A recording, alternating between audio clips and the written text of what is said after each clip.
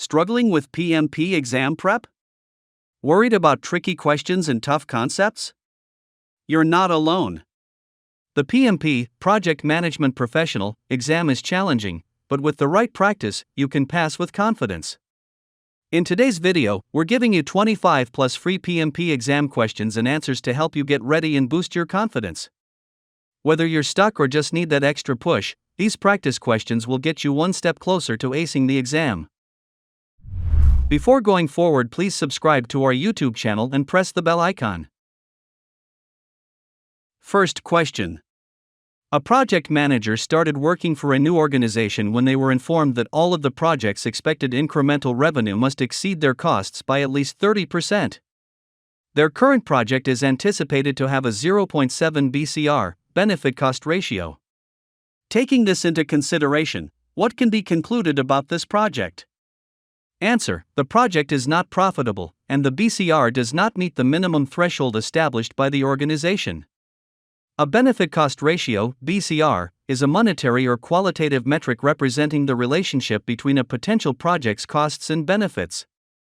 If the BCR is greater than 1, its revenue will potentially outweigh its costs, and if it's less than 1, the costs will outweigh the gains. In this situation, a 0.7 BCR means that revenue is 0.7 times the cost. So, this project will not be profitable.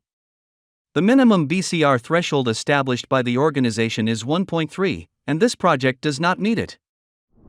The next question is: a project manager is assigned to lead a large project with a cost variance of -$40,000, an actual cost of $200,000, and a planned value of $140,000. Based on these numbers, how much is the project's earned value, EV? Answer: cost variance, CV, equals -$40,000, actual cost, AC, equals $200,000, and planned value, PV, equals $140,000. The earned value, EV, is calculated using the following cost variance formula: CV equals EV AC. Project CV equals CV plus AC equals -$40,000 plus $200,000 equals $160,000. The next question is: a Scrum Master working in a web agency is managing a co-located team of 7 members. The Scrum Master has recently noticed that a senior web developer in their team is not as motivated at work as before.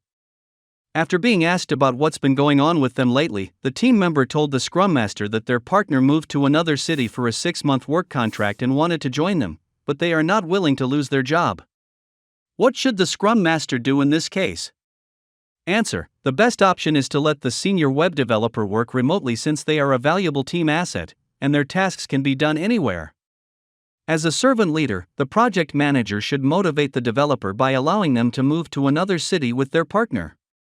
The developer wants to stay with the company, and hiring someone else may create job insecurity. Using emotional intelligence, EI, the project manager can understand and support the developer's needs, which include self-awareness, social awareness, and motivation. While offering a 6-month unpaid leave could be considered, it requires company approval and might not be practical for the developer's financial situation. Therefore, allowing remote work is the most suitable solution. The next question is: during the retrospective session, the cross-functional team requested specific training to keep up with the latest technological trends and resolve problems more effectively. How will such training impact the team's velocity? Answer: the training will positively affect the team's velocity, although there may be a short-term dip as time will be dedicated to the training sessions. However, in the long run, the enhanced skills and knowledge gained from the training will improve efficiency and productivity. The next question is: a Scrum Master works in a web agency. Their client, who is unfamiliar with the Scrum framework, asked them who should attend the sprint retrospective. What should the Scrum Master's answer be? Answer: the attendees should include the development team, Scrum Master, and product owner. The next question is: a project manager is leading a project using a hybrid approach. Shortly after acquiring the resources, they discover that their team members are politically very engaged. Almost all of their meetings end with a political dispute between team members. The project manager has decided to put an end to this before it deteriorates team members' relationships by prohibiting any political discussions. Where should the project manager note this rule? Answer: the project manager should note this rule in the team charter. The team charter outlines the team's purpose, goals, roles, and guidelines for behavior, including rules about discussions to maintain a productive work environment. By documenting this rule in the team charter, the project manager sets clear expectations for team conduct and helps prevent political disputes from affecting team dynamics and project progress. The next question is: what is the most important characteristic of an agile team? Answer: the most important characteristic of an agile team is its flexibility and adaptability. Agile teams can quickly adjust to changing requirements, priorities, or challenges without losing focus. This ability to adapt ensures that they can continuously deliver value, respond to feedback, and meet evolving project needs efficiently. The next question is: a project manager is leading a software development project using a hybrid approach. During project execution, the sponsor left the project and a new sponsor was assigned. When the project manager informed the new sponsor that the deliverables were produced using a hybrid project management approach, they asked for proof. How should the project manager address the new sponsor's request? Answer: the project manager should present the project management plan to the new sponsor, highlighting the product development approach used for the project. The next question is: a project manager is assigned to a predictive marketing project. The client claims that the project manager should take charge of the billboard's rental cost since billboard advertising is included in the scope section of the contract. However, the project manager argues that it's out of scope because the renting costs were not mentioned in the pricing section of the contract. After a long discussion without agreeing, what should be the project manager's next step?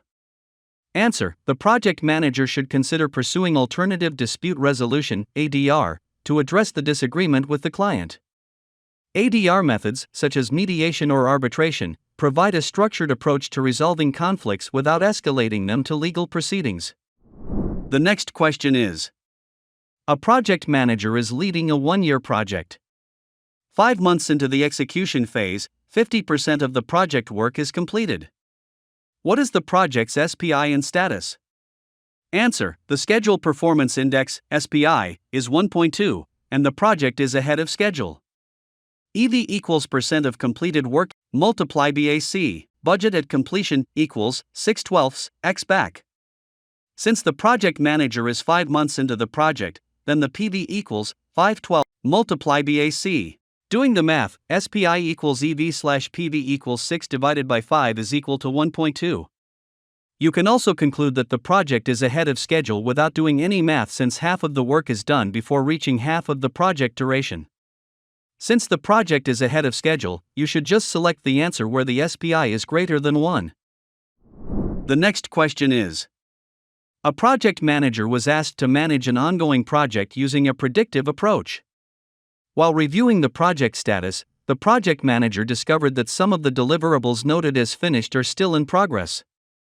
Moreover, contrary to what the sponsor thinks, the project is over budget and behind schedule. What should the project manager do next? Answer: the project manager should promptly notify the sponsor about the discrepancies uncovered during the project review. It's crucial to provide an honest assessment of the project's current status, including the unfinished deliverables, budget overruns, and delays.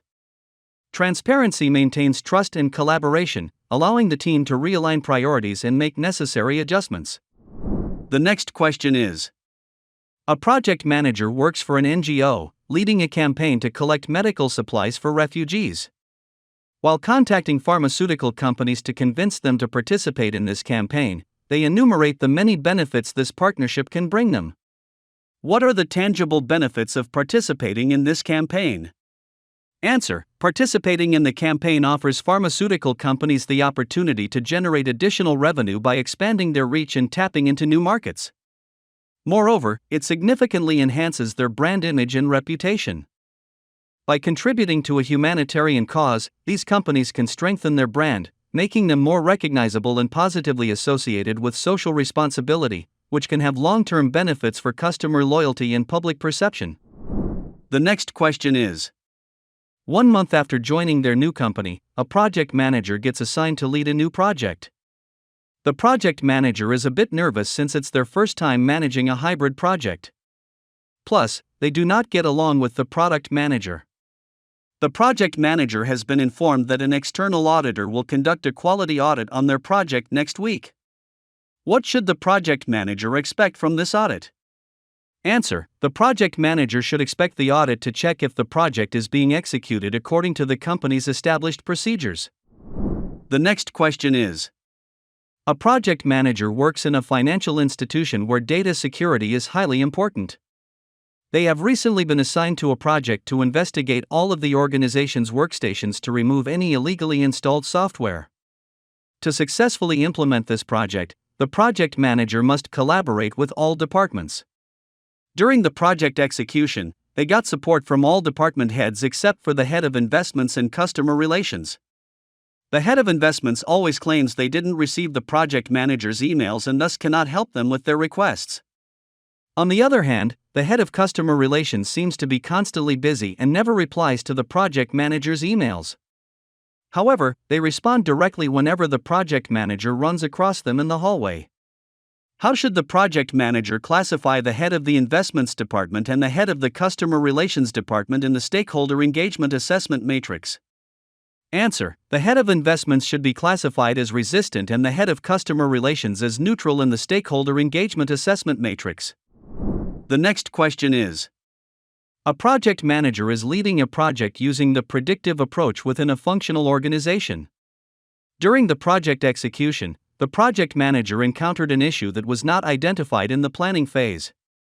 To resolve this issue, additional work should be added to the project scope, which will result in an increase in the project cost. To whom should the project manager escalate the need for additional funds to complete this work? Answer: in a functional organization, the project manager doesn't manage the budget. Thus, they should escalate the need for additional funds to the functional manager. If the functional manager validates their assessment, they must escalate their request to the project sponsor to approve allocating additional financial resources. If the project manager was working in a projectized or strong matrix organization, they wouldn't need to raise their request for more funds to the functional manager. The next question is: how does a project manager leading a project using an adaptive approach help their team manage work in progress (WIP) when they realize that some user stories are unexpectedly delayed midway through the iteration? Answer: the project manager assists the team by limiting the work in progress (WIP) to ensure a more focused and manageable workload. By restricting the number of active tasks, the team can prioritize completing the delayed user stories while preventing new work from being initiated. This approach helps maintain productivity and allows the team to address issues more effectively, fostering collaboration and adaptability in the face of challenges. The next question is: to build a web application, a project manager referred to a freelancing platform to hire a remote team composed of a designer, a front-end developer, and a back-end developer. 1 week after becoming acquainted, the conflicts dramatically intensified between the two developers to the point that the project manager decided to terminate their contracts, and they have been both replaced. What is the current development stage of the team? Answer: in the Tuckman model of team development, the storming stage occurs when team members are getting acquainted and starting to understand their roles. This is the stage where differences of opinion take place.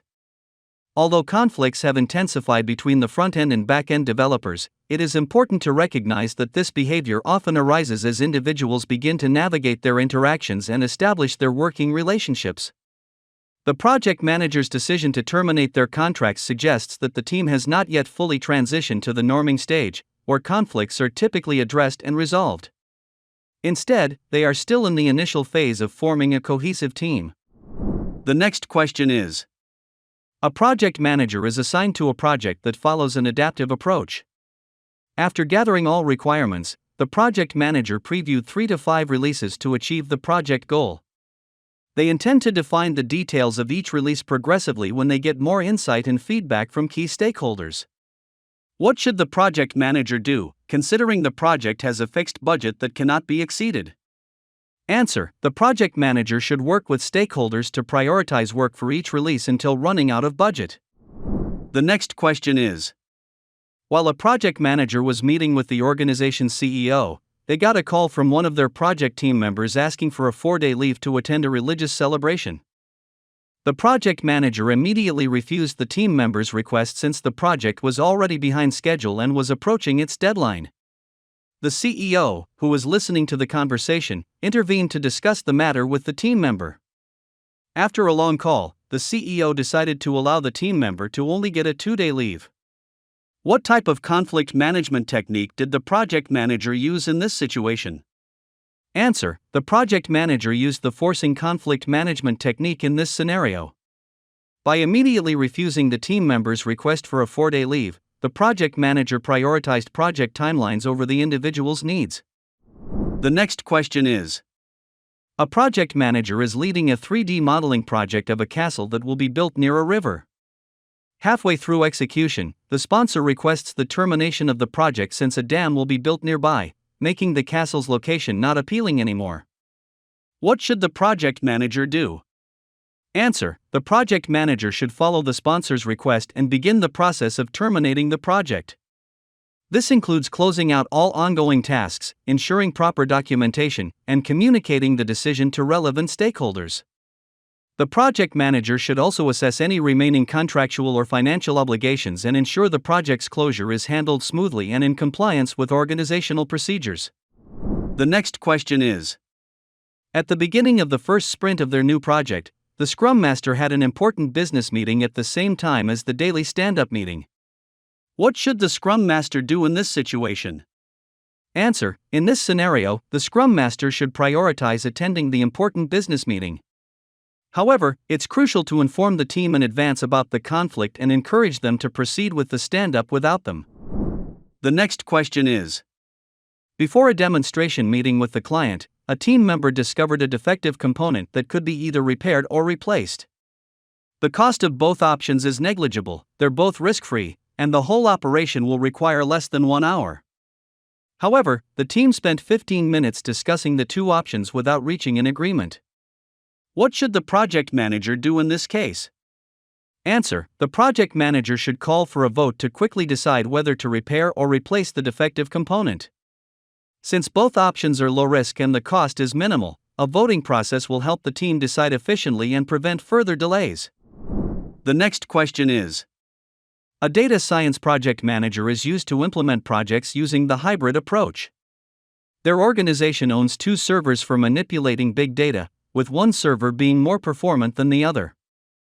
After a meeting with a potential client, the project manager informed their superiors that if this project is approved, they would like to use the organization's performance server and have the senior developer, Adam, as part of their team. Does the project manager have the right to make such a request? Answer: yes, the project manager can request specific resources, like the high-performing server and a senior developer, if they believe it's necessary for the project's success. The next question is: after a discussion with the development team, the Scrum Master decided to label backlog items as short-term, mid-term, and long-term. Soon after, the Scrum Master got an email from the product owner asking them to remove those labels, without giving any clear explanation. What should the Scrum Master do next? Answer: the Scrum Master should remove the labels since the product owner is ultimately accountable for managing the backlog. The next question is: during the sprint planning, the development team estimated a task to be worth 8 story points, while the product owner's estimation for the same task was 3 story points. Therefore, the Scrum Master decided to assign this task 5 story points to bridge the gap between the two estimations. What did the Scrum Master do wrong in this scenario? Answer: the Scrum Master made a mistake by assigning 5 story points to the task. In Scrum, the development team is solely responsible for estimating the effort required for tasks since they have the technical knowledge. The Scrum Master should have respected the team's estimate of 8 story points instead of trying to compromise the two estimates. The last question is: a project manager attended a leadership training workshop. The trainer listed the characteristics of servant leaders and then mentioned some examples of a servant leader's behavioral traits. What could those examples be?